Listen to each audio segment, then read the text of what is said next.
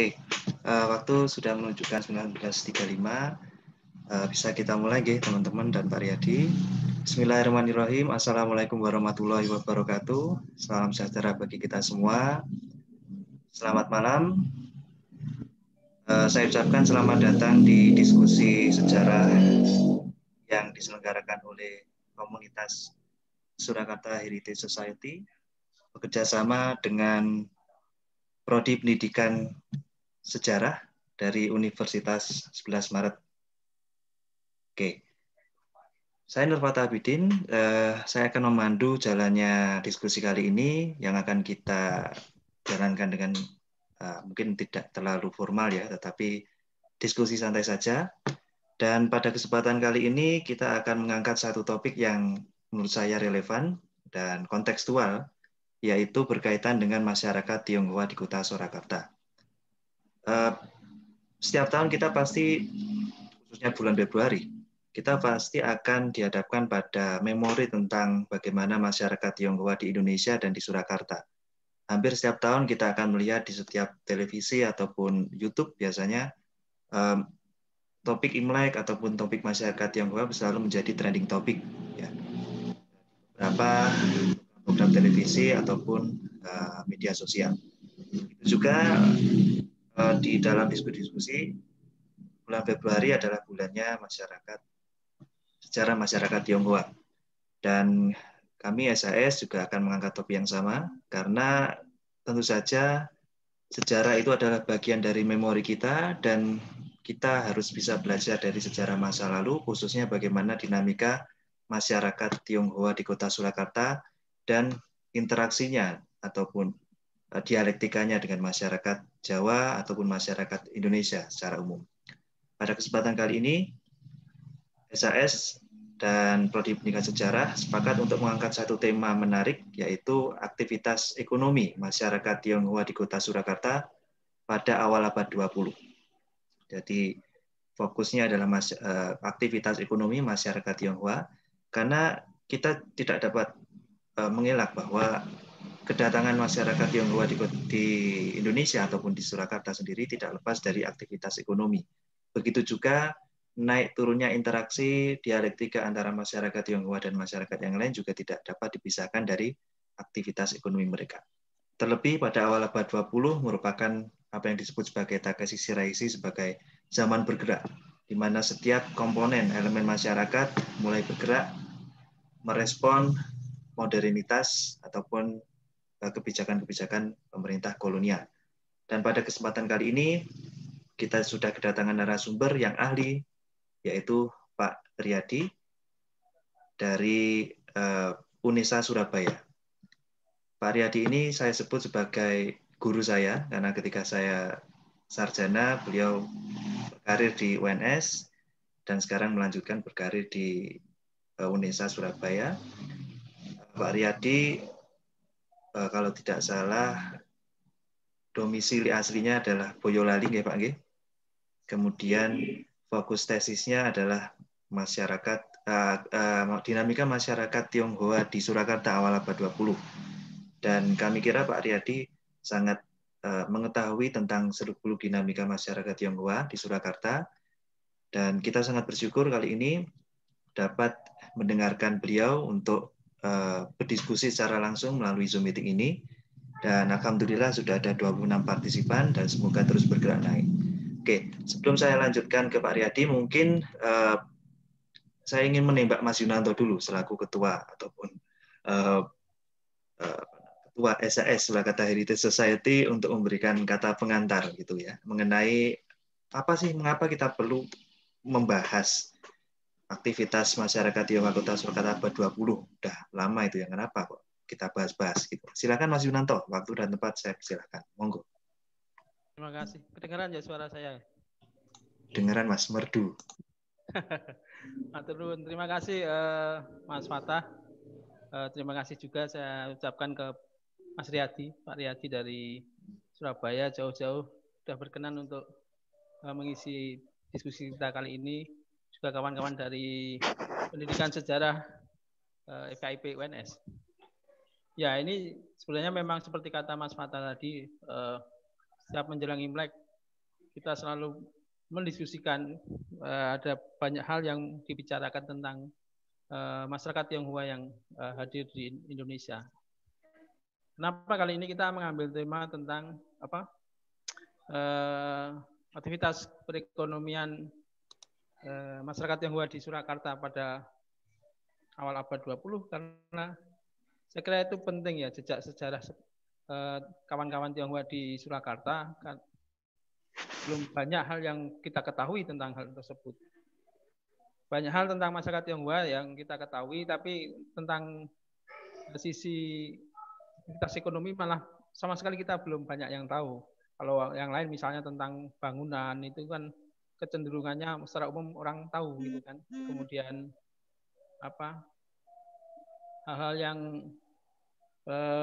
berkaitan dengan masyarakat Tionghoa yang lain kita juga tahu. Tapi justru dengan salah satu aktivitas penting dan utama yang dilakukan oleh kawan-kawan Tionghoa di Surakarta, yaitu tentang ekonomi, kita sama sekali nggak tahu tentang sejarahnya. Tahunya hanya saat ini. Maka kemarin kita berbicara dengan kawan-kawan dari SAS dan juga teman-teman pendidikan sejarah, mencoba membicarakan hal ini. Sebenarnya seperti apa jejak kawan-kawan Tionghoa yang hadir di Surakarta ini, masa lalunya, yang kemudian sekarang kita tahu mereka punya aktivitas di sektor perekonomian, sektor niaga terutama di Solo.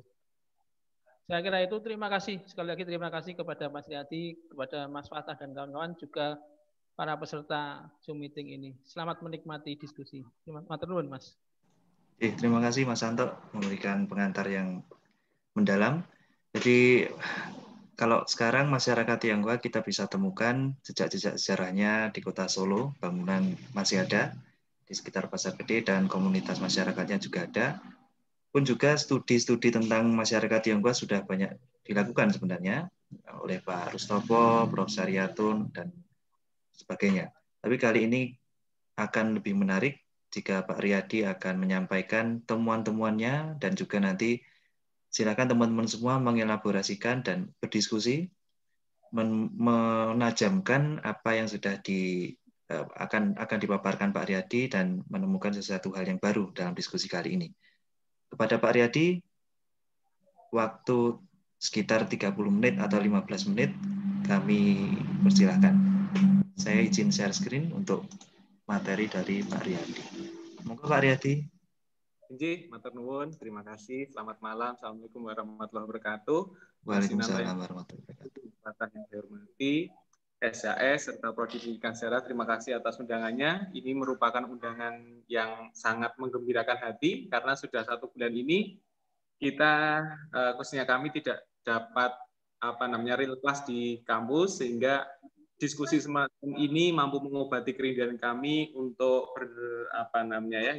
berkontemplasi dengan nada-nada sejarah. Salah satu poinnya kebetulan malam ini adalah aktivitas ekonomi Tionghoa, dan ini merupakan passion kami karena memang sejak kami menimba ilmu dengan almarhum Prof. Firmanu.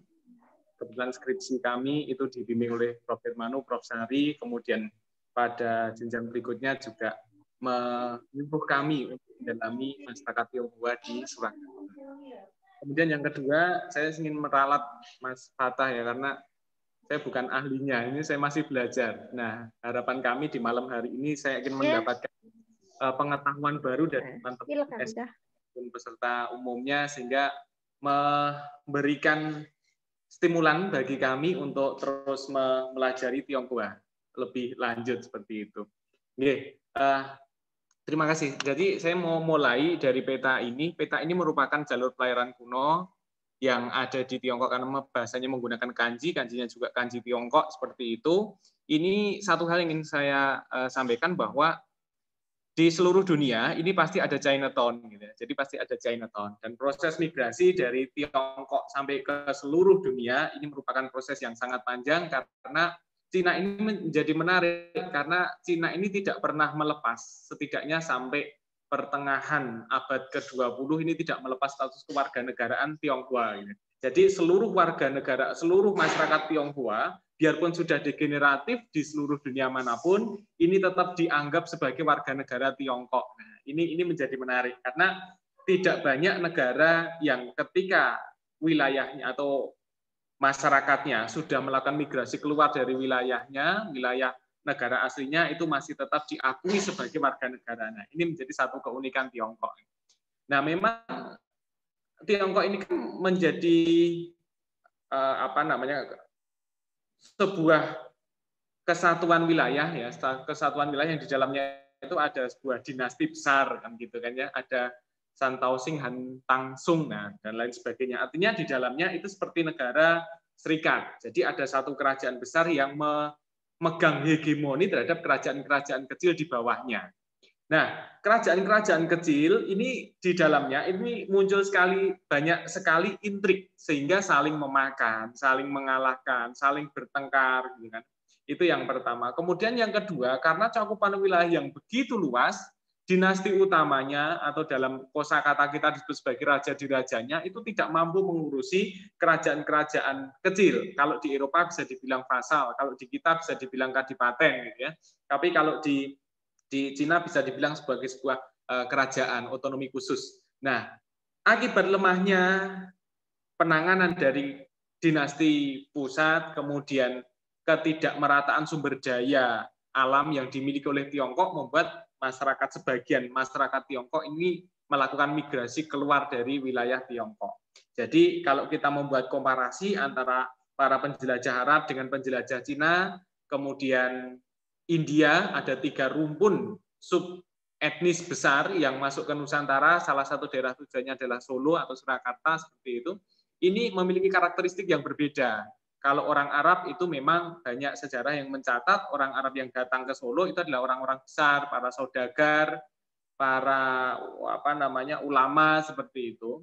Nah, lain halnya dengan orang-orang Tionghoa. Pada periode awal orang-orang Tionghoa ini lari atau migrasi hingga ke Solo itu karena mereka dalam keterhimpitan, dalam kondisi yang mereka tidak memiliki kuasa untuk settle, untuk survive di negaranya. Nah, karena konflik, sumber daya alam yang tidak merata, akibat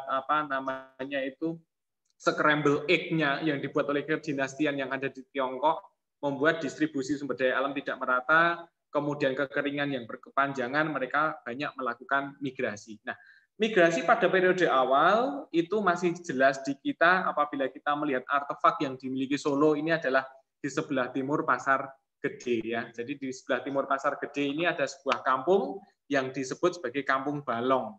Ada 2 pemukiman Tionghoa yang utama di Tiongkok di Solo, yaitu adalah di daerah Coyudan yang mayoritas didominasi oleh orang-orang kaya, kemudian di Balong atau di sebelah timur Pasar Gede yang didominasi oleh menengah ke bawah.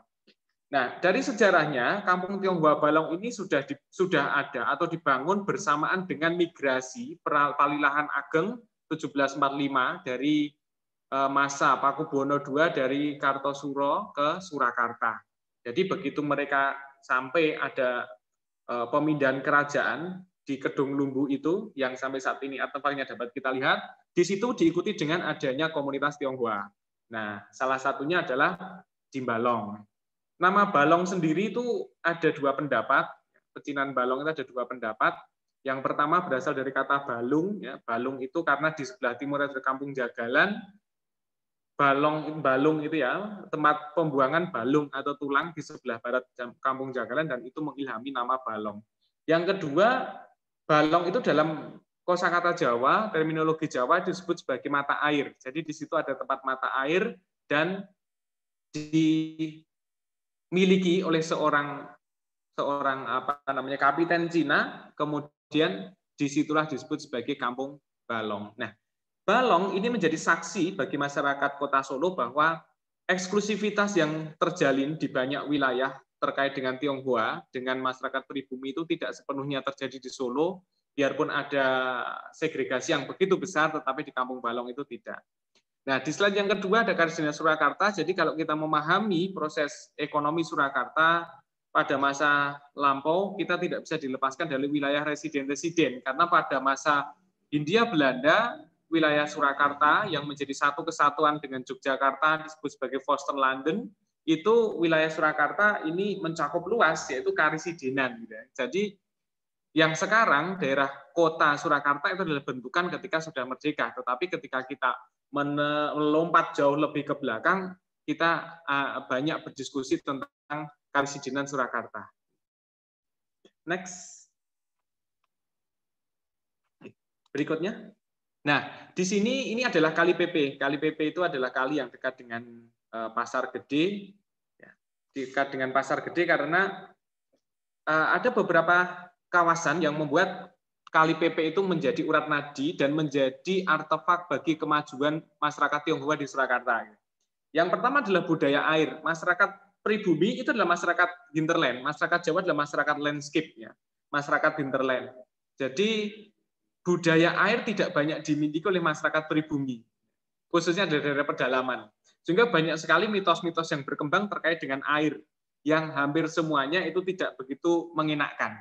Nah, berbeda dengan Tionghoa, Tionghoa itu adalah bangsa migran yang sudah lekat dengan air, sehingga pemanfaatan kawasan yang dekat dengan air itu sudah dimiliki keterampilan, sudah memiliki keterampilan oleh masyarakat Tionghoa. Sehingga masyarakat Tionghoa itu menganggap air itu bukan seperti musuh, tetapi menganggap air itu adalah potensi.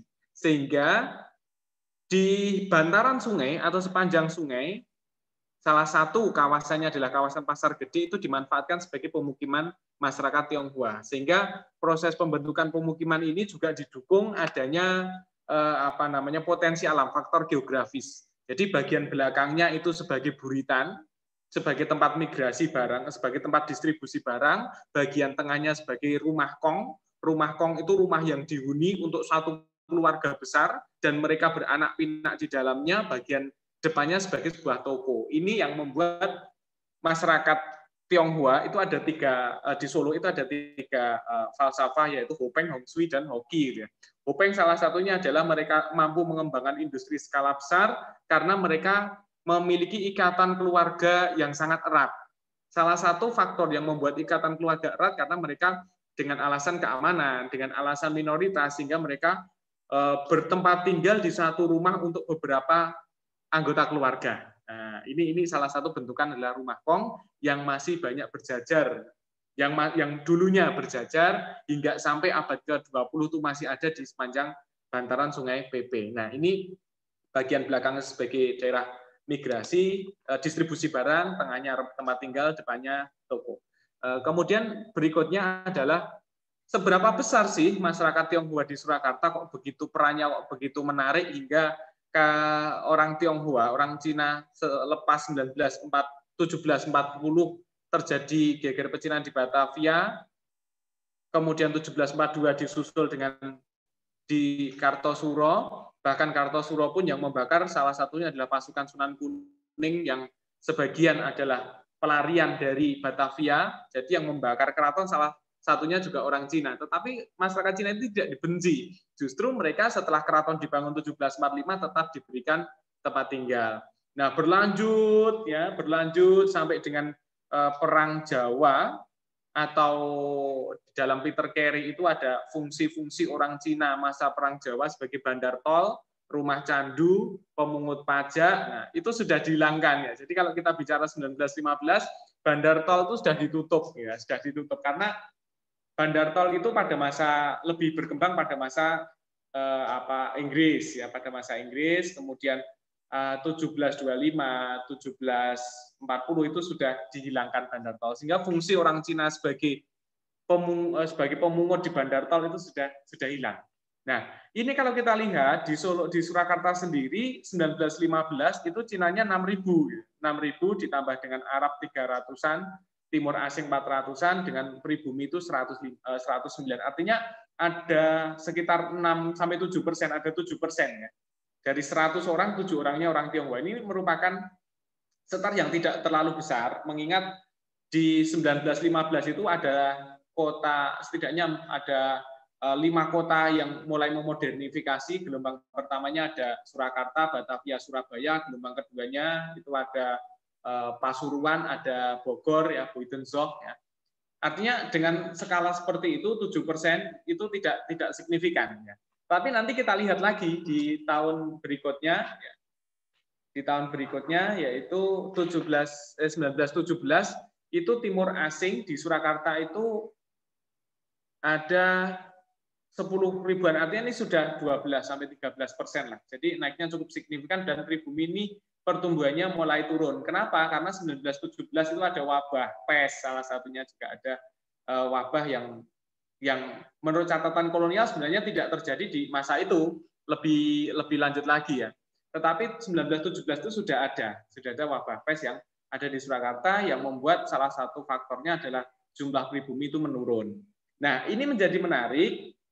Di periode ini itu ada sebuah surat dari Minister of Foreign Affairs Cina, namanya Wung Ting Fang, ya, saya dapatkan dari arsip itu, kepada Binnenlandsbestuur atau pemerintahan dalam negeri, pemerintah kolonial Belanda, tertanggal 11 Februari 1921 itu mengirimkan surat pertanyaan kepada Residen Hindia Belanda bahwa di Surakarta itu pernah terjadi kebakaran pabrik yang menewaskan atau ledakan pabrik yang menewaskan 43 orang Tionghoa akibat serangan Belanda. Artinya apa? Ini menunjukkan bahwa orang-orang Tionghoa yang dimanapun berada, salah satu tempatnya ada di Surakarta, tetap dianggap sebagai warga negara Tiongkok. Nah, sehingga ini membuat orang Tiongkok di Surakarta terbagi menjadi 3 haluan. Yang pertama, menggunakan nasionalisme Tiongkok yang menggunakan organisasinya namanya Sinpo, ya, atau media massa yang menjadi corong pergerakannya Sinpo. Mereka yang berhaluan Hindia Belanda itu menggunakan Tionghoa Huekuan. Kemudian yang berhaluan Indonesianers Hub di bawah Partai Tionghoa Indonesia itu menggunakan Sintitpo, Jawa Tengah Review. Nah, seperti itu. Jadi ada 3 gelombang orang Tionghoa. Biarpun demikian, orang Tionghoa tidak dapat melebur dengan baik dengan pribumi, ya. Seperti halnya Tanji Sing yang ada di Yogyakarta itu juga banyak ditemui di Solo, bahwa identitas orang Tionghoa, khususnya Tionghoa kelas atas itu terumbang-ambing dengan istilahnya Cino Wurung, Londo Durung, Jawa Tanggung. Ya, artinya mereka sudah menghilangkan identitas sebagai orang Vreemde Oosterlingen atau kelas menengah, tetapi juga tidak masuk ke kelas European, dan mereka juga setengah-setengah. Ya. Jadi Jawanya itu tanggung, sebagai inlander pun juga tidak diterima dengan baik. Nah, jadi orang Tionghoa itu secara sosial itu terombang-ambing. Nah, di sini kita lihat persentase pekerjaan timur asing di Surakarta ada 60% di sektor perdagangan. Jadi di sektor perdagangan itu memang aktivitas ekonomi yang paling utama adalah di sektor perdagangan. Kemudian yang kedua adalah industri. Nah, ini pernah ada satu tulisan, yaitu adalah ada seorang Tionghoa di Surakarta namanya adalah Chan Kai-sing, ini menjadi pengusaha batik yang mempekerjakan 1.000 orang. Nah, pernah menjadi pengusaha batik, memiliki pabrik yang mempekerjakan pribumi itu adalah 1.000 orang. Tetapi identitas mereka, identitas orang Tionghoa Chan Kai-sing ini tidak mengidentifikasikan diri sebagai orang Tionghoa. Karena pada masa itu di bawah Hindia Belanda, orang Tionghoa itu dilarang memotong taucang. Taucang itu adalah kunjir. Ini memiliki dampak untuk menjaga segregasi atau pemisah dengan pribumi, untuk menjadi simbol Wijigenstelsel dan Passenstelsel, karena ada 2 kebijakan besar, yaitu mereka dilarang untuk membangun settlement atau tempat tinggal di luar wilayah Chinatown, di wilayah pecinan. Yang kedua, mereka dilarang bermigrasi tanpa surat izin. Nah, mereka juga dilarang memotong taucang atau kuncir. Nah, dari sini pengusaha batik yang didominasi oleh orang Cina ini mereka agak curang dalam tanda kutip, bahkan kecurangan orang Tionghoa ini sudah berlangsung jauh sebelum abad ke-20 ketika masih masa menjadi penjaga gerbang tol, itu pun sudah agak curang. Artinya mereka memungut retribusi yang lebih besar kepada pribumi, kepada inlander, tetapi lebih permisif kepada sesama bangsa Tiongkok seperti itu. Nah, dampak yang lain adalah bahwa mereka ini memonopoli barang-barang dagangan, termasuk industri batik. Jadi bahan baku batik, kemudian apa namanya alat-alat untuk membuat batik atau alat-alat yang ini ya, mereka membuat kongsing ya, membuat kongsing yang menjadi supplier pemasok barang-barang untuk produksi batik dan memberikan permisif yang lebih luas atau memberikan ruang yang lebih luas kepada sesama pengusaha Tionghoa, tetapi untuk pribumi mereka kadang tidak menjualnya dengan harga yang baik, tidak memberikan jumlah dengan kapasitas yang cukup, sehingga pengusaha batik pribumi tidak mampu bersaing dengan pengusaha batik Tionghoa. Karena pengusaha pribumi tidak mampu menembus ranah ekspor-impor. Yang mampu menembus itu adalah orang-orang Tionghoa. Ini yang membuat lahirnya Sarekat Dagang Islam untuk menandingi Kongsing Cina. Nah, Sarekat Dagang Islam kemudian menjadi Sarekat Islam, kemudian 1925 hingga menjadi PKI dan juga menjadi SI, ya seperti itu. Kemudian next. Nah, kalau kita lihat start awalnya ini di awal abad ke-20 ya atau di akhir abad ke-19, masyarakat Tionghoa ini migrasinya sudah tidak begitu ini ya, migrasinya besar, cukup besar, tetapi dengan jumlah yang relatif kecil, hanya 4.000-an. Jadi saya ingin melihat perkembangan jumlah orang Tionghoa. Jadi 1889, 1888 itu jumlahnya sangat sedikit, baru 4.000-an untuk sekelas kota Surakarta.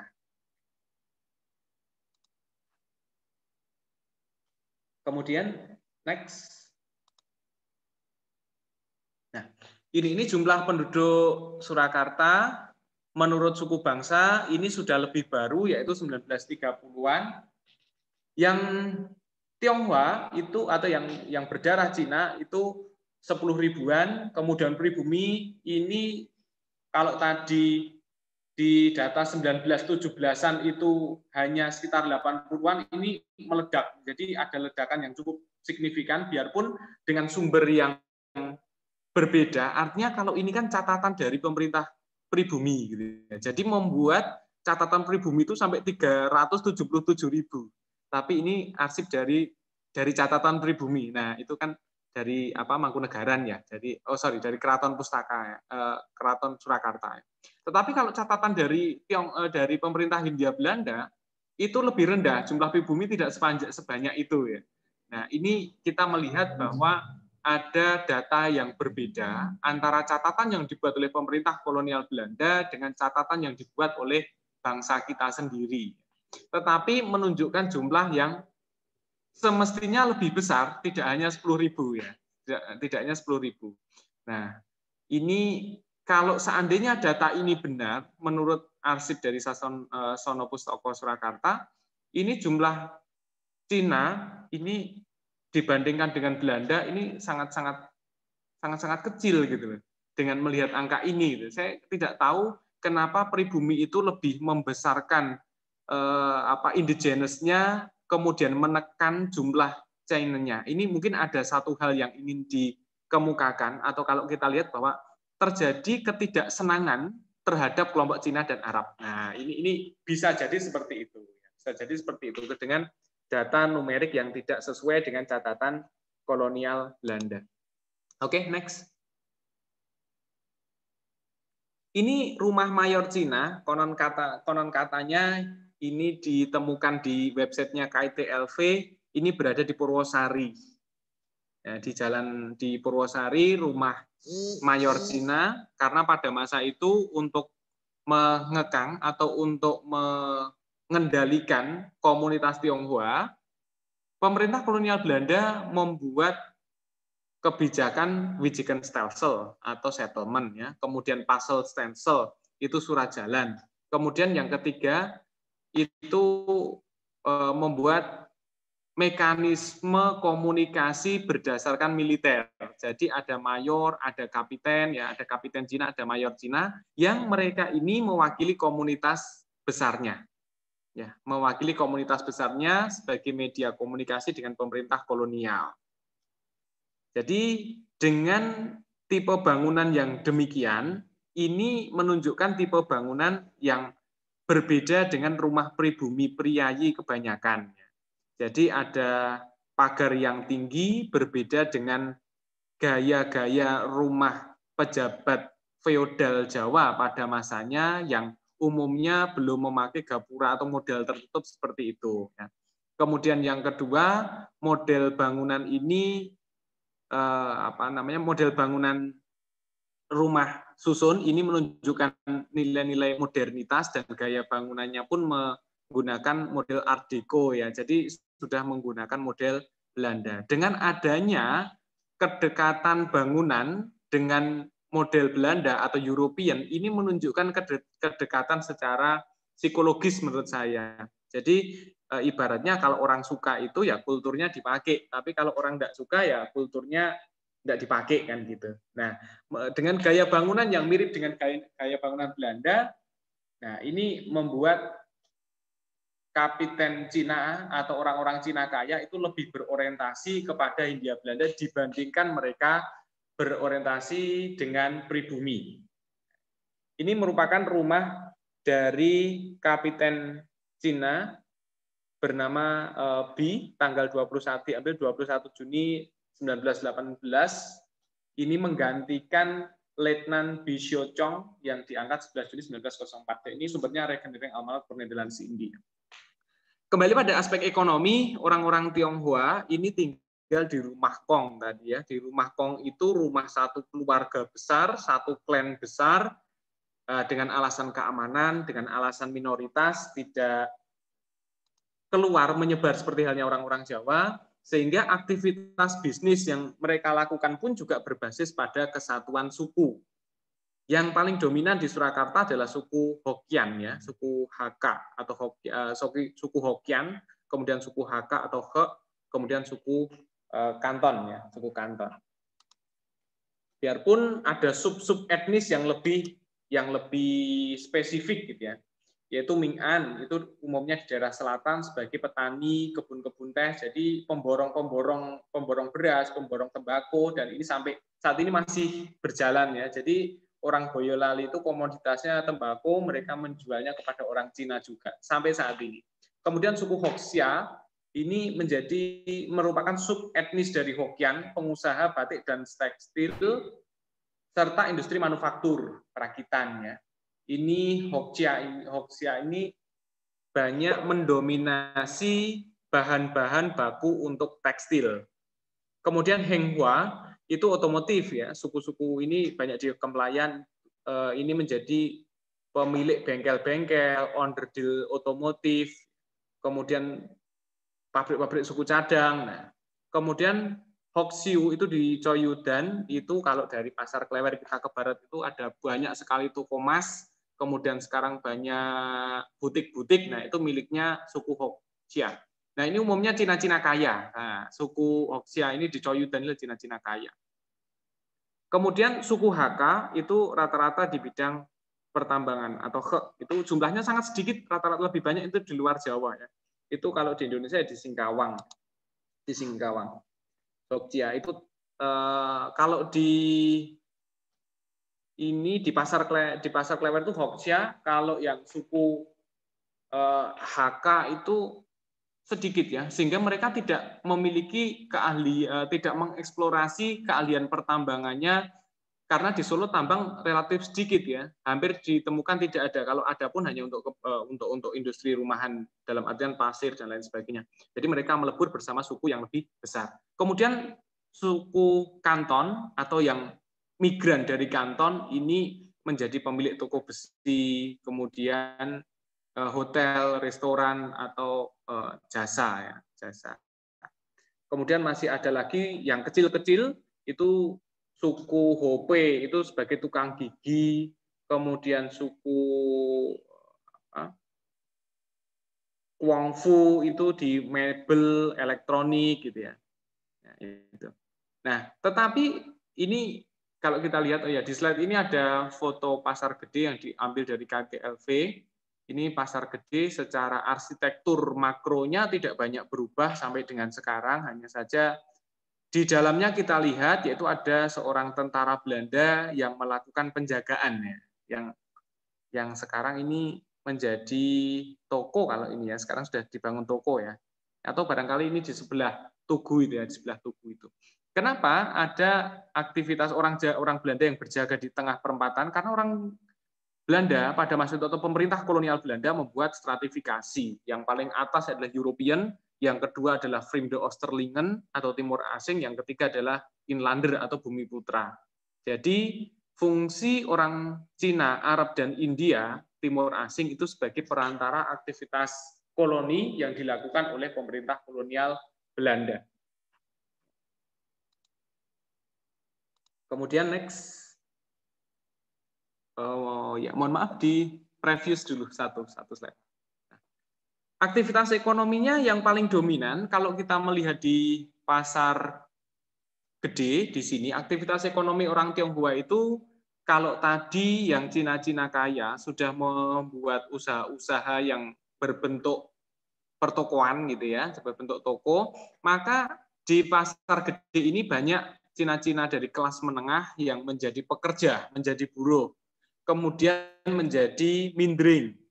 Ya, mindring itu berasal dari kata mindring, membayar dengan mencicil ya. Jadi mereka tidak sedikit yang pergi sampai ke desa-desa untuk menawarkan barang maupun uang. Ya. Barang maupun uang, kemudian membayarnya dengan cara mencicil. Nah, mindring ini, konsep mindring sampai sekarang masih ada di pedesaan. Kemudian mereka juga membuat toko kelontong. Ya. Toko kelontong itu orang-orang Cina-Cina mindring itu membuat kelontong. Kelontong itu seperti gento. Gento itu seperti kelonceng yang ditalikan di leher sapi. Sambil mereka berjalan menawarkan dagangannya itu membunyikan kelontong, kelontong seperti itu.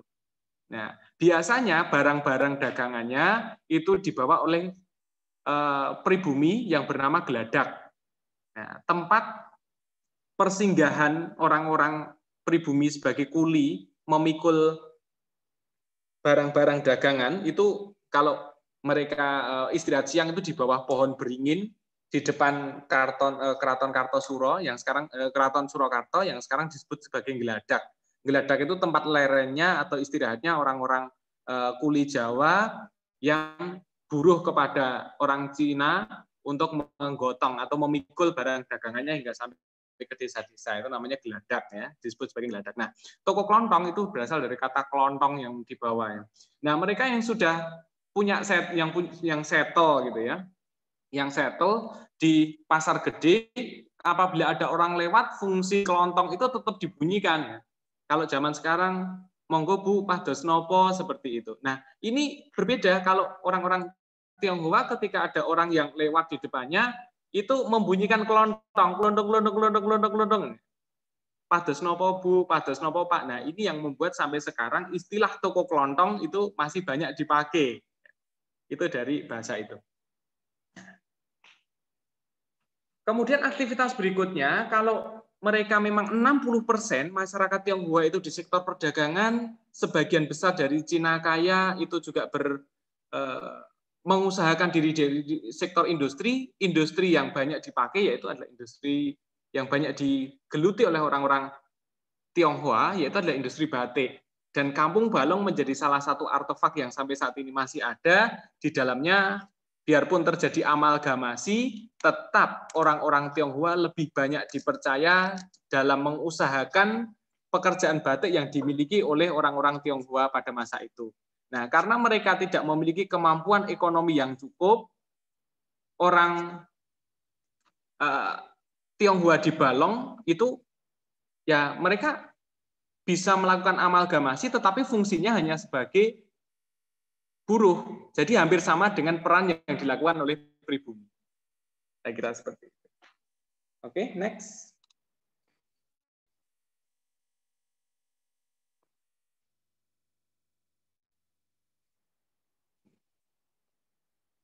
Terima kasih masukannya Ibu Nina. Jadi ada istilah Tionghoa dan Tiongkok.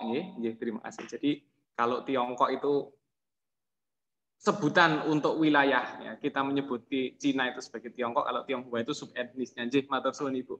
Kemudian ini salah satu gambar Cina mindring. Di sebelah kiri itu ada foto orang Cina, di dalamnya, di depannya itu ada orang pribumi yang disebut Geladak ya, Geladak ini, dan biasanya orang Tionghoa ini membunyikan kelontong. Nah, mereka pergi ke desa-desa dengan cara meminjamkan uang dengan cara mencicil atau menjual barang dengan cara mencicil, Cina Mindring. Ini salah satu gambaran aktivitas dari foto dari KTLV ini diambil di pusat kota di Surakarta. Oke, next. Nah, ini slide terakhir. Yang sebelah kiri adalah foto kenikmatan orang-orang Jawa menurut Peter Carey, 16% dari masyarakat Jawa pada masa itu melakukan nyeret, ya, melakukan nyeret. Nyeret itu menikmati ini opium atau candu. Jadi kalau 16% itu angka yang sangat besar, dari 100 orang ada 16 orang yang menikmati candu. Caranya bagaimana? Caranya ya dioleskan ke rokok, kemudian dicampurkan ke kopi. Ya, kalau upah mikul sebagai geladak tadi itu 10 sen, maka harga satu candu, candu yang untuk satu batang rokok, ya rokok linting yang dileleti candu itu 1,5. Jadi sudah berapa ya? Sudah 1,5%-nya dari total pendapatan. Tapi ini sudah dihilangkan di tahun 1920-1925, berakhirnya Perang Jawa, fungsi-fungsi ini sudah banyak dihilangkan. Tetapi fungsi orang Tionghoa sebagai pemilik rumah candu ini masih banyak dipakai, tetapi klasifikasinya sudah tidak bebas untuk pribumi lagi. Demikian sedikit pemantik dari kami, nanti kita bisa sharing. Oke, terima kasih Pak Riyadi atas paparannya. Pemantik diskusinya sudah banyak pertanyaan yang masuk. Dan untuk pertanyaan langsung ini kepada Pak Ignatius Aryono Putranto, silakan untuk menyampaikan secara langsung. Monggo Pak Ignatius. Baik, terima kasih Mas. Sebelumnya salam kenal dulu. Saya Aryono, bukan bidang sejarah, bidang saya tapi akuntansi. Tapi kemarin saya dapat info ini dari Mas Yunanto dan saya tertarik. Sebelum bertanya, saya mau sedikit cerita dulu. Jadi saya dari kecil itu di Solo, dari TK sampai SMP. Dan KTP saya masih Solo, karena ibu saya di Solo dalamnya. Nah, selama sekolah itu saya sekolah di sekolah Katolik, otomatis di sana mayoritas teman-teman saya Tionghoa.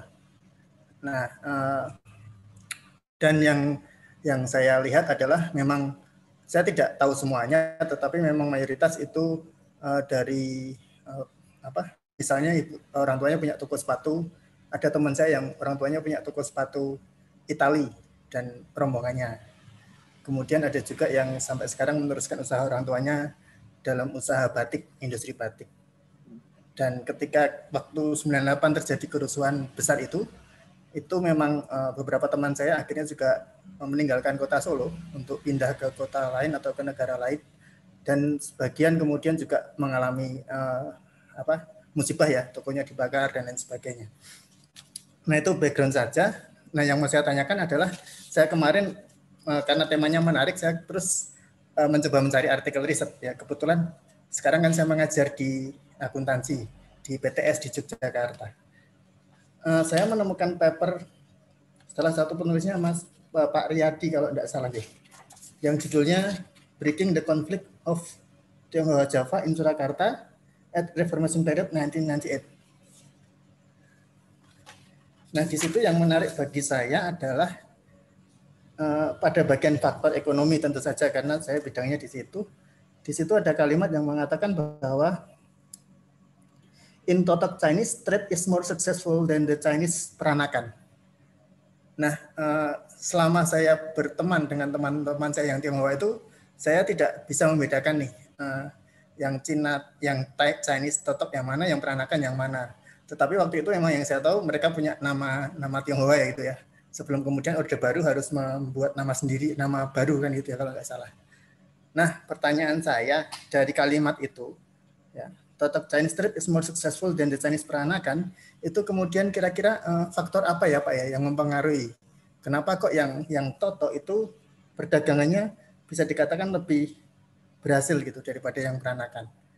Dan apakah sampai sekarang fenomena itu juga masih terjadi hingga saat ini? Itu saja dari saya. Terima kasih banyak. Matur nuwun. Langsung, apakah langsung? Oke, langsung saja Pak, monggo. Terima kasih. Aryono, Mas Tata Aryono, Ignatius Aryono. Yang pertama, faktor kenapa Totok itu lebih sukses dibandingkan dengan peranakan karena faktor historis. Jadi orang Totok, Cina Totok itu Cina pendatang langsung dari Cina atau periode awal. Mereka adalah generasi pertamanya. Karena ditempa dengan signifikan, ya, sehingga membuat bahkan orang-orang Cina Totok dari suku Hakka itu sampai mereka melilit kakinya supaya tetap kecil. Kemudian pakai sabuk ini ya, sabuk dalam bahasa Jawanya disebut sebagai kamus supaya tidak ususnya itu tidak melar ya, filosofinya seperti itu. Jadi karena struggle ya. Jadi mereka itu yang pertama itu. Yang kedua adalah filosofi. Orang Cina Totok itu masih memegang erat filosofinya. Filosofi naga, bisa hidup di darat, di air dan di udara. Kemudian yang ketiga itu karena kultur mereka. Jadi kultur Cina Totok itu kan Cina nikah dengan Cina. Cina generasi pertama itu disebut Cina Totok. Yang kedua Cina nikah dengan Cina. Itu juga disebut dengan Totok. Jadi kultur mereka itu ketemu. Nah, untuk yang peranakan itu bisa jadi karena faktor amalgamasi seperti banyak terjadi di Cina Balong antara pribumi dengan Cina, menikah, lahir seorang anak. Nah, itu disebut sebagai Cina peranakan atau rasnya sudah tidak murni lagi. Nah, dengan adanya amalgamasi juga ada transfer culture-nya. Jadi ada perubahan pola budayanya akibat pribumi. Saya tidak ingin bilang bahwa pribumi membawa dampak buruk ya terhadap kesuksesan ekonomi orang Tionghoa, tetapi dengan adanya perkawinan campur itu membuat Cina-Cina peranakan itu tidak dapat settle dengan baik. Menurut saya itu ya. Terima kasih Pak Riyadi. Pak Aryono, apakah ada tanggapan dulu sebelum saya lempar ke pertanyaan yang lain? Ya, oke. Dan itu kalau fenomena yang saat ini tentang hal seperti itu bagaimana sih Pak? Oh iya, kalau sekarang saya kira Cina Totok sulit untuk berkembang di Indonesia pada saat ini. Sekarang yang paling banyak ya Cina peranakan, gitu. Karena Cina Totok datang ke sini itu hanya uangnya saja, Pak. Menurut saya hanya investasinya saja yang mengelola ada pribumi. Jadi mereka sudah tidak menjalankan market real lagi. Jadi mereka hanya sebatas menanamkan investasi modalnya. Untuk yang Totok yang menjalankan masih peranakan semua. Saya kira seperti itu. Oh, ya, jadi memang dulu waktu saya sekolah itu saya juga sempat mikir-mikir gitu kan. Ini kok teman-teman saya yang dari Tionghoa ini banyaknya orang tuanya pengusaha kan gitu ya. Dan seperti tadi di gambar itu yang rumah mayor Cina, nah rumah-rumah teman-teman saya yang Tionghoa itu juga ditandai dengan misalnya pagarnya tinggi banget, bahkan istilahnya kalau dari luar pun itu nggak kelihatan gitu. Sementara kalau kami, rumah saya misalnya itu kan pagarnya pendek nih, dan orang dari luar masih bisa melihat kami yang di dalam, misalnya kan seperti itu. Jadi ya memang waktu kecil tuh saya sering bertanya-tanya tentang hal itu, termasuk nama juga. Saya pernah tiba-tiba pulang sekolah itu SD tanya ke ibu saya, Bu, nama asli saya siapa atau kan gitu. Nah bingung ibu saya karena kejadiannya waktu itu kami ngisi biodata gitu kan.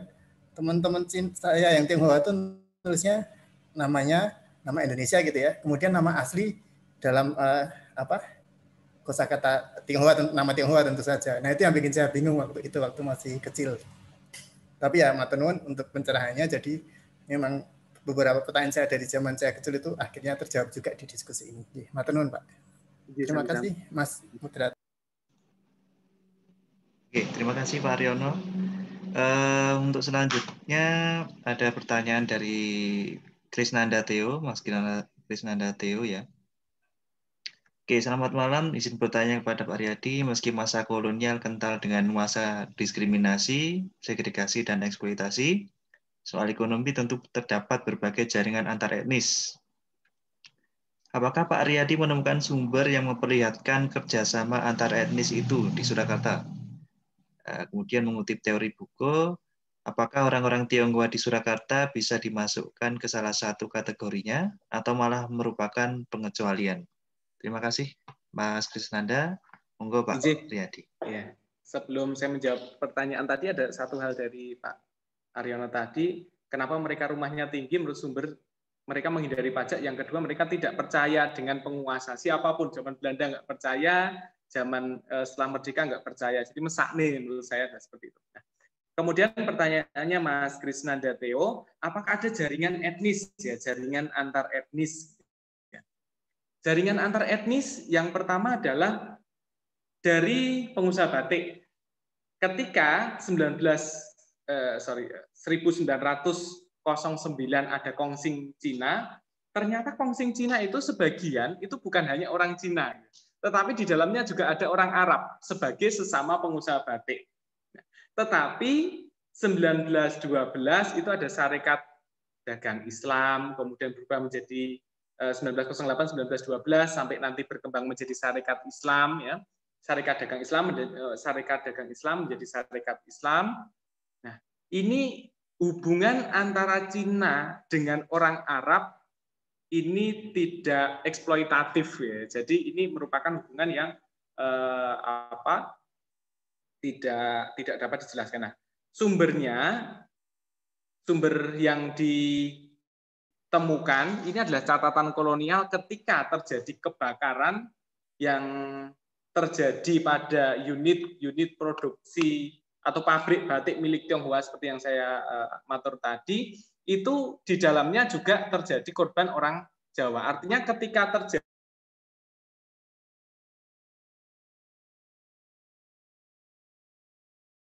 menurut saya ada ikatan gitu. Artinya ketika Arab dan Cina tidak ada ikatan sama sekali, maka yang satu tetap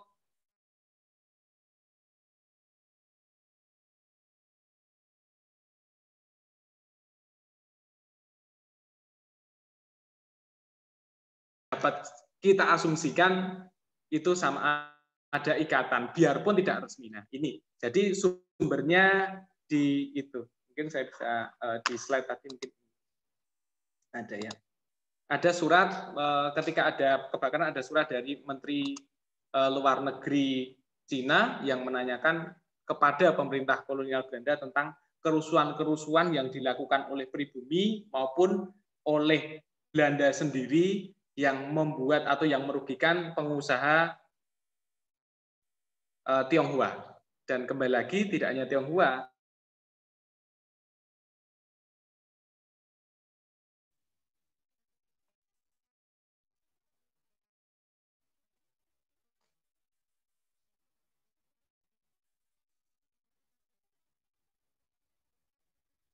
atau ikatan dengan yang lain, misalnya Solo itu kan sebuah kota yang saya ada Balen, Kampung Bali, ya, Samangan, Kampung Bunda, Banjaran, ya, Kampung Banjar, ya, Sarkiwan, Kampung Atas.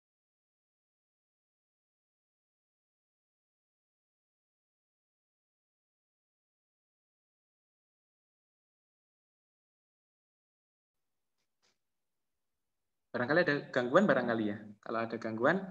Halo. Oke. Ya. Tadi ada gangguan di tempat saya. Sudah. Halo. Suara saya bisa terdengar? Ya.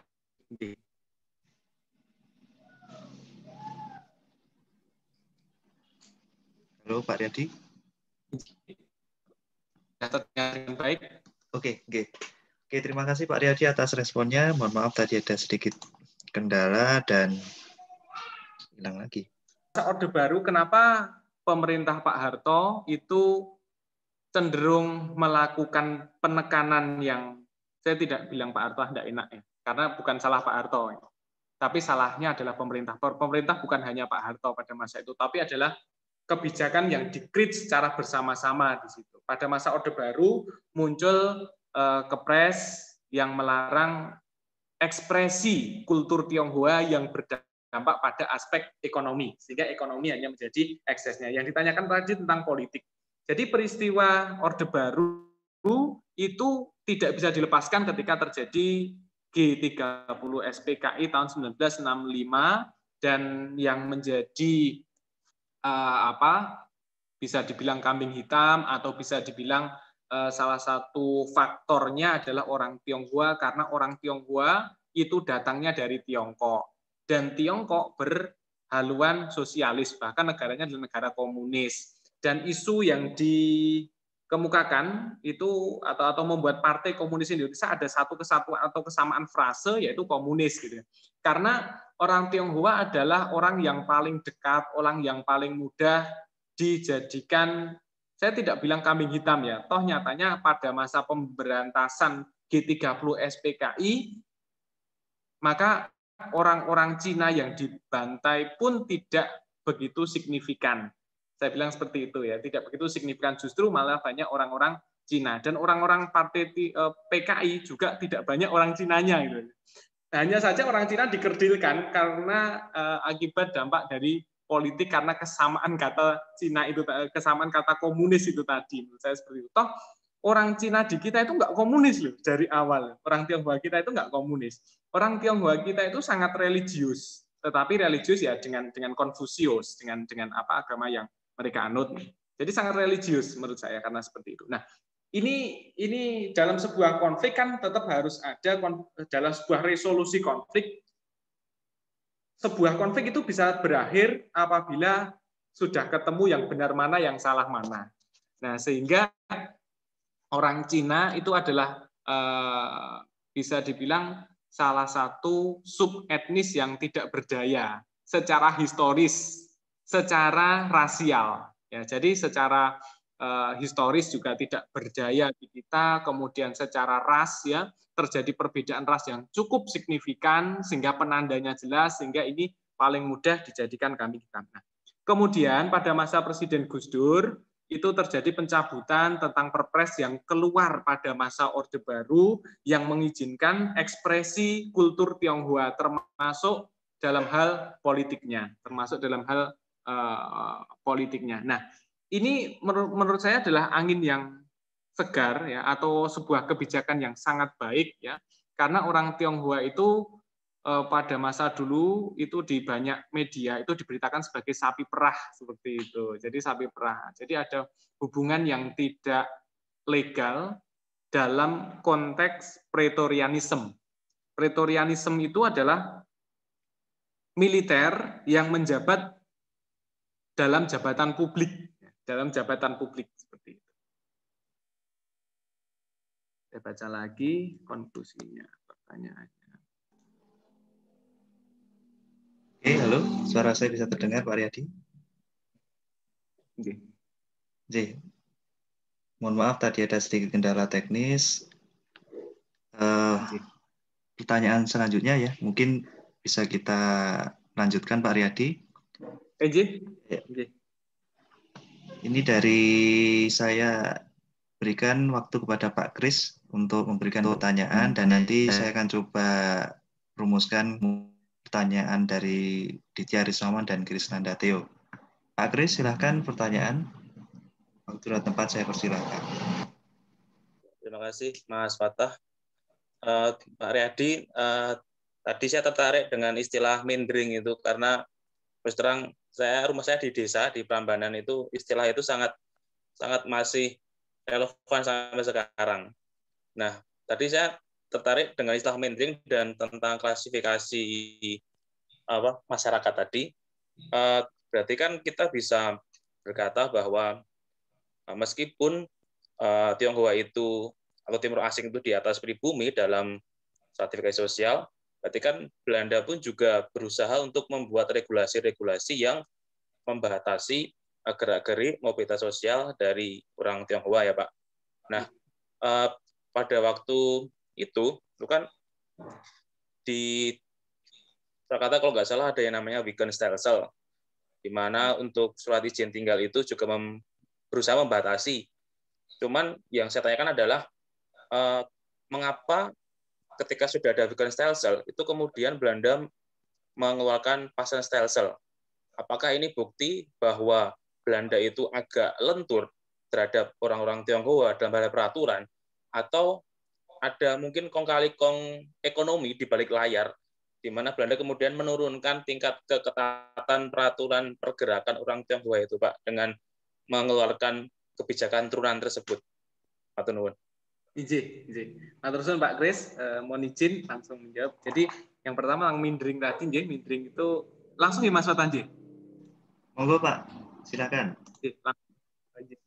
Ya, tentang mindering tadi, ya jadi ini memanfaatkan pribumi sebagai pekerjanya sampai sekarang barangkali masih ya. Cuman bedanya kalau zaman sekarang mindering itu ya barang, kalau zaman dulu itu ya uang. Karena orang Jawa itu menjadi pasarnya untuk pengusaha peminjaman. Bahkan mindering ini itu bisa mengalahkan the Javanese Bank, pinjaman yang dikeluarkan oleh pemerintah belanja secara legal di bawah Javanese Bank.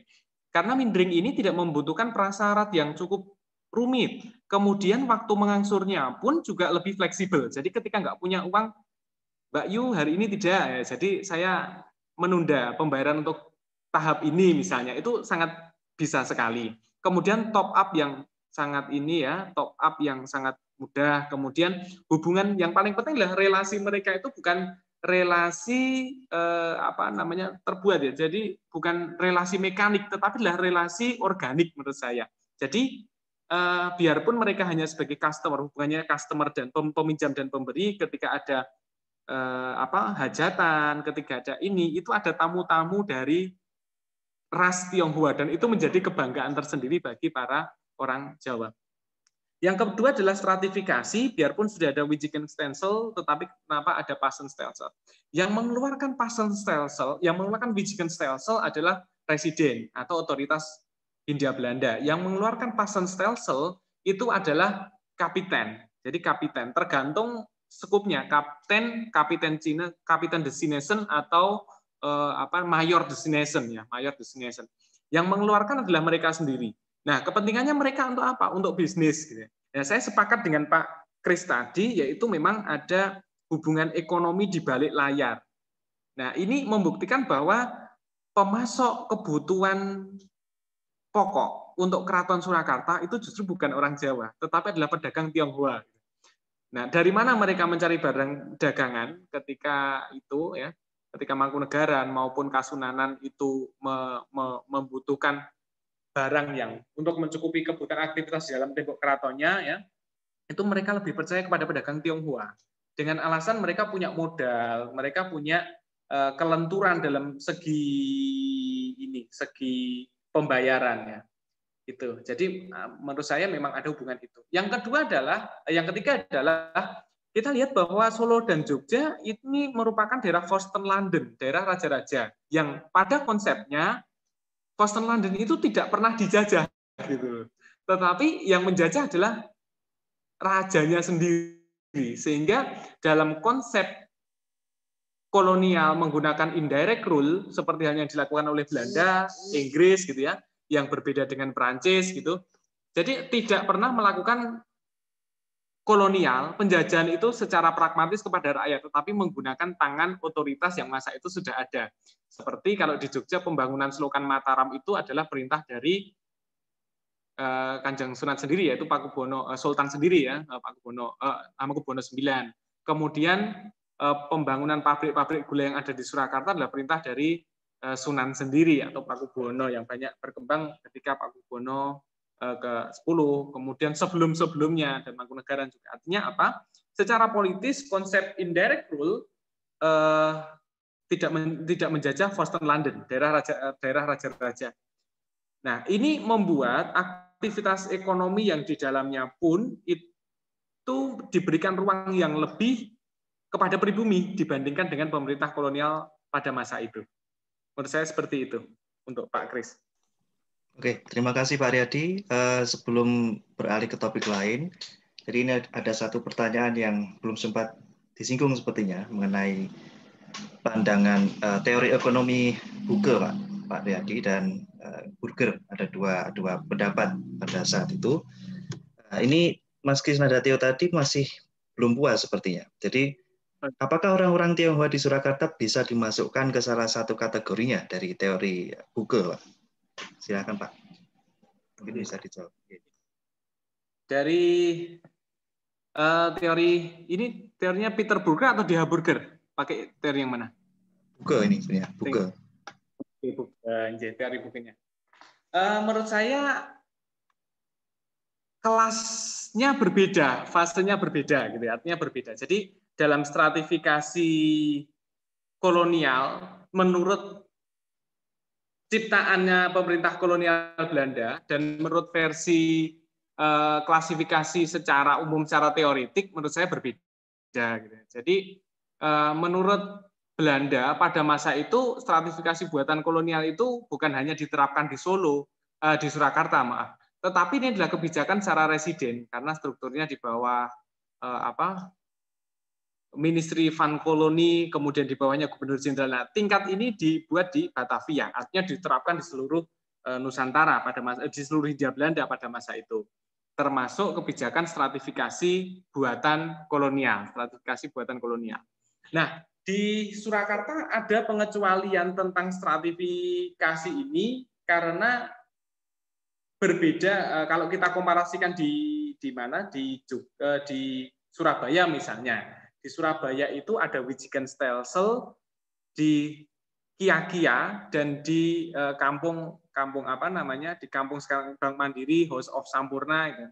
Jadi Cina yang kaya kan nggak mau mereka tinggal di daerah pecinan, di daerah settlement-nya atau wig-nya orang Cina, tetapi mereka lebih suka tinggal di wilayah Eropa, di wilayah pemukiman Eropa. Tetapi sekali lagi itu ya seperti Cina Wurung, Jawa Tanggung, Londo Durung itu tadi. Saya kira seperti itu. Ada pengecualian di situ karena dampak dari daerah Boston London. Oke, terima kasih Pak Riyadi. Kita beralih ke sedikit meluas dari ekonomi ya. Ini dari Pak Purnawan Andra. Jadi kita tahu ada pendapat bahwa jika ekonomi masyarakat tenang, maka akan tercipta seni-seni budaya. Nah, apakah dalam konteks masyarakat Tionghoa, jadi keberhasilan orang-orang Tionghoa di bidang ekonomi itu juga berbanding lurus dengan kehidupan seni budayanya? Artinya apakah mereka juga menyebarluaskan seni budaya mereka sendiri atau bahkan ikut terlibat aktif dalam budaya Jawa? Ini seperti yang diteliti oleh Pak Rustomo. Selain Gankam yang telah banyak disebut, mohon maaf itu iklan knalpot tadi ya. Selain Gankam yang telah banyak disebut dalam sejarah, apakah ada aktivitas yang lain? Kemudian saya ingin mengaitkannya dengan pertanyaan Ditya Rismawan. Kalau kita menarik garis merah dari kajian Pak Rustopo tentang wayang orang ya. Jadi kalau pandangan keraton terhadap eksistensi Tionghoa itu seperti apa, Pak? Apakah keberadaan etnis Tionghoa ini mempengaruhi kebijakan politik keraton? Begitu, Pak. Riyadi, silakan waktu dan tempat saya persilahkan. Terima kasih dari Pak Purnawan ya. Jadi dari Prof. Rustopo ini melakukan kajian yang sangat menarik, ya. Tetapi menurut saya sangat sependapat dengan pemikirannya Prof. Rustopo. Hanya saja kita melihat eksistensi antara ekonomi, religi, dan sosial budaya, kita dapat melihat agama atau religi ya, kita bilang religi. Religi orang Tionghoa itu berbeda dengan kita, dengan kita. Jadi kalau agama non sewu ya Mas, agama Nasrani, Katolik, bahkan Islam itu kan disebut dalam masuk kategori agama wahyu gitu ya. Nah, agama Konfusius adalah agama filsafat. Sehingga tidak ada batas yang jelas antara itu ritus religi dengan ritus kultur. Ritus religi dengan ritus kultur. Artinya apa yang dilakukan secara religi yaitu bagian dari kultur. Apa yang dilakukan secara kultur itu bagian dari religi. Sehingga ritus-ritus budaya yang dijalankan oleh orang Tionghoa itu selalu berkaitan dengan religi. Pertanyaannya adalah budaya orang Tionghoa dan ekonomi ini lahirnya kapan ini yang berdua ya? Yang kedua adalah konsepnya itu. Jadi budaya Tionghoa itu lahir ketika pada gelombang kedua, arus gelombang kedua, antara gelombang perempuan itu mulai datang setelah gelombang pertama yang didominasi oleh laki-laki sudah settle di daerah perantauan, disusul oleh gelombang kedua. Nah, pertemuan antara kelompok migran pertama yang didominasi laki-laki, kemudian migran kedua yang didominasi oleh perempuan, ya, berbeda dengan Belanda, Jepang ya. Kalau Jepang itu generasi pertamanya adalah perempuan. Kalau Cina generasi pertamanya adalah laki-laki. Baru mereka ketemu mengembangkan ekspresi kulturalnya. Jadi ada kaitannya antara ekonomi dengan seni budaya. Semakin mereka settle secara ekonomi, ekspresi seni budaya sebagai bagian dari ritus religi itu juga meningkat. Nah, ini yang unik. Kalau di agama yang lain mampu memisahkan antara kultur dengan religi, tetapi kalau di Tionghoa menurut saya sendiri itu kok tidak ada pemisahan antara ritus religi dengan ritus kultur. Kemudian yang kedua tentang relasi antara keraton dengan Tionghoa itu seperti apa? Relasi keraton dengan Tionghoa yang pertama tidak pernah bermusuhan.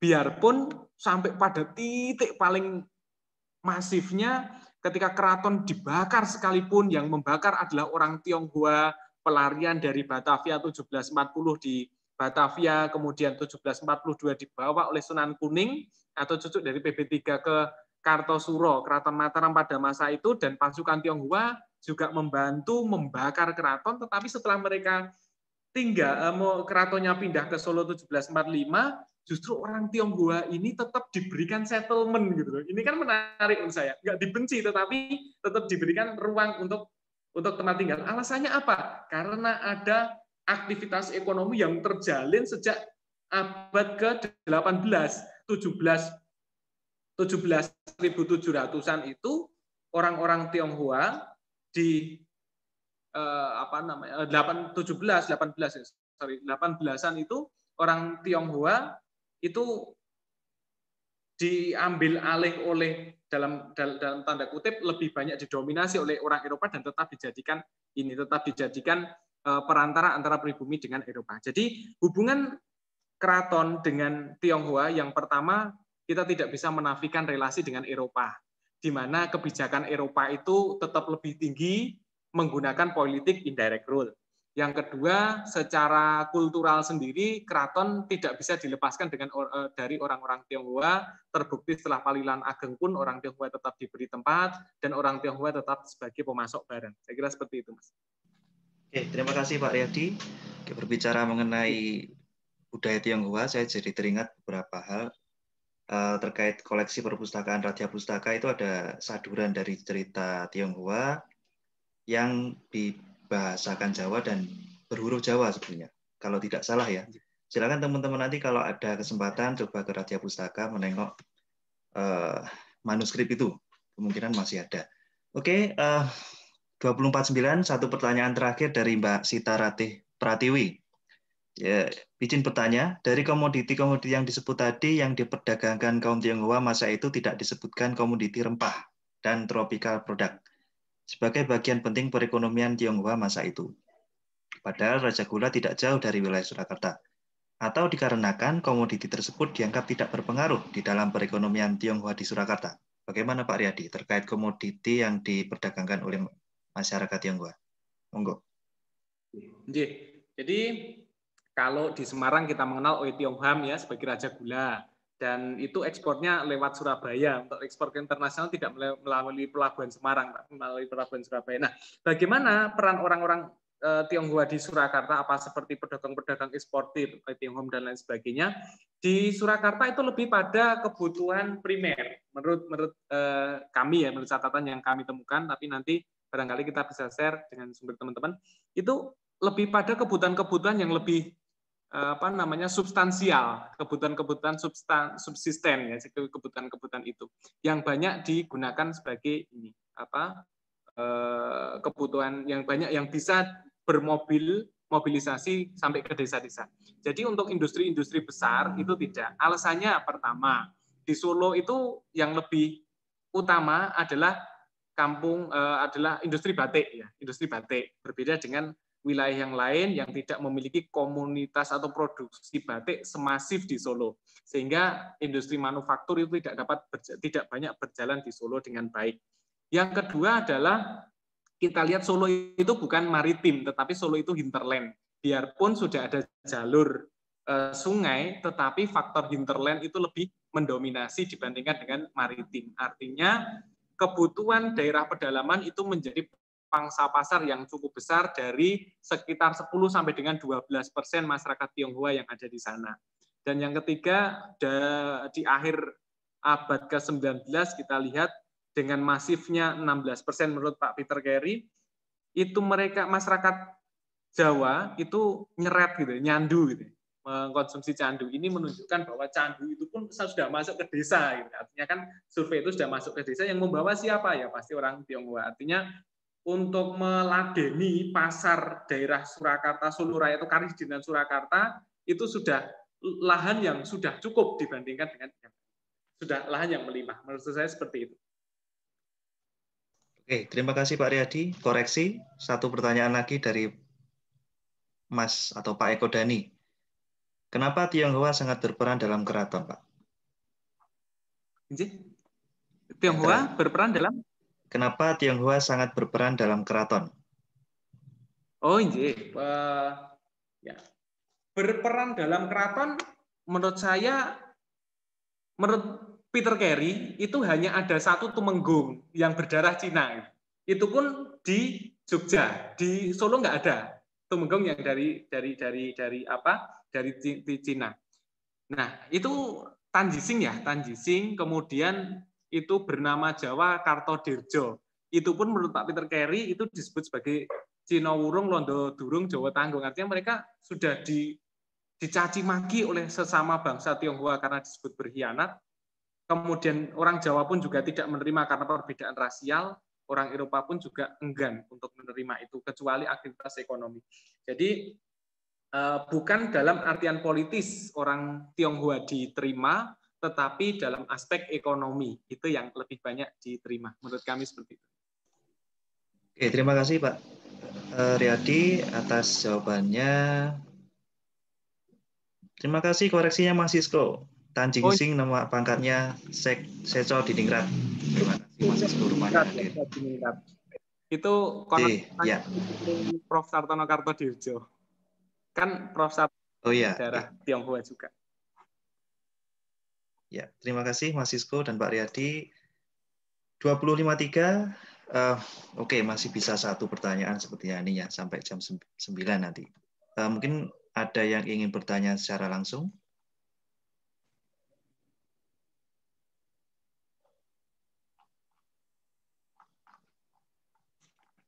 Ya, kalau tidak ada, Pak Riyadi, sebelum kita tutup mungkin ada satu pandangan yang akan Pak Riyadi sampaikan terkait bagaimana sejarah aktivitas masyarakat Tionghoa, aktivitas ekonomi masyarakat Tionghoa di Kota Surakarta ini untuk kita saat ini, apa yang bisa kita ambil dan pelajaran apa sih yang bisa kita gunakan untuk kita kehidupan saat ini? Monggo.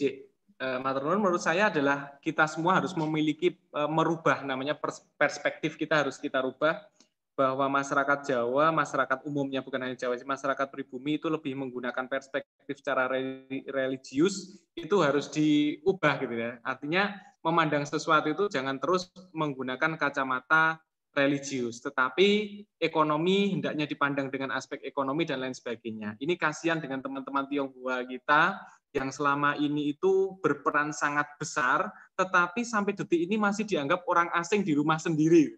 Mereka lahir di sini, nikah di sini, hanya karena satu faktor, yaitu perbedaan religi. Kalau kita bicara tentang eksklusivitas, orang Arab pun juga sangat eksklusif dibandingkan dengan orang Tionghoa. Tetapi orang Arab hampir tidak pernah konflik dengan Jawa, sedangkan pribumi itu sudah 15 kali konflik, khususnya di Surakarta, 15 kali konflik, dan semuanya berakhir atas kekalahan orang Tionghoa. Jadi berhenti kita menganggap mereka itu sebagai lian atau orang asing, tetapi harus kita pandang sebagai bagian dari diri kita.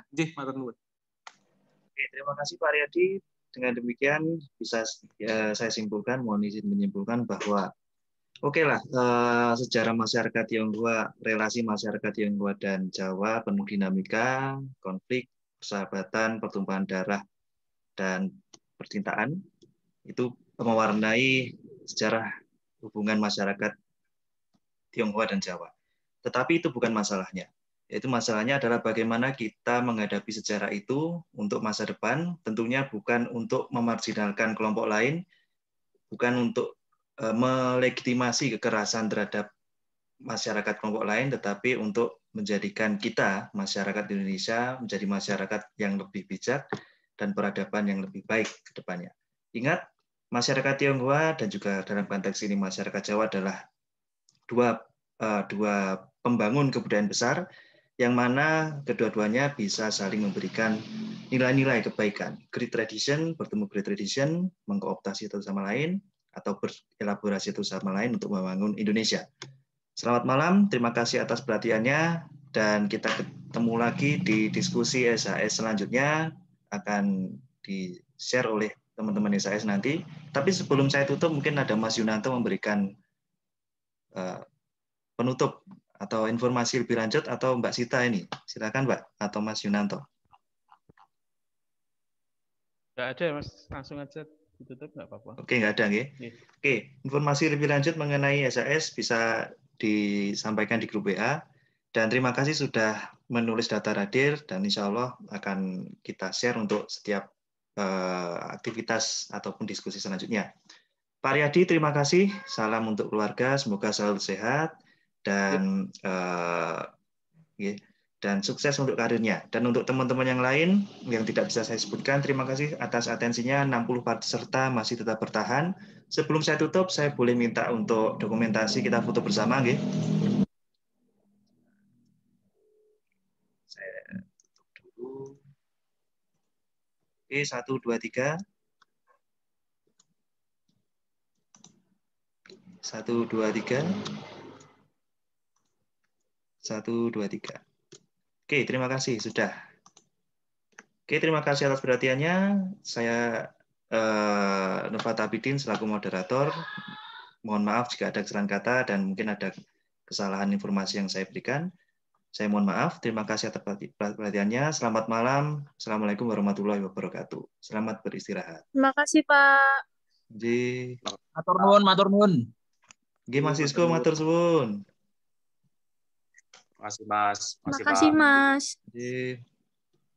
Ji, mohon izin les. Ji, Pak Riyadi semuanya. Ji.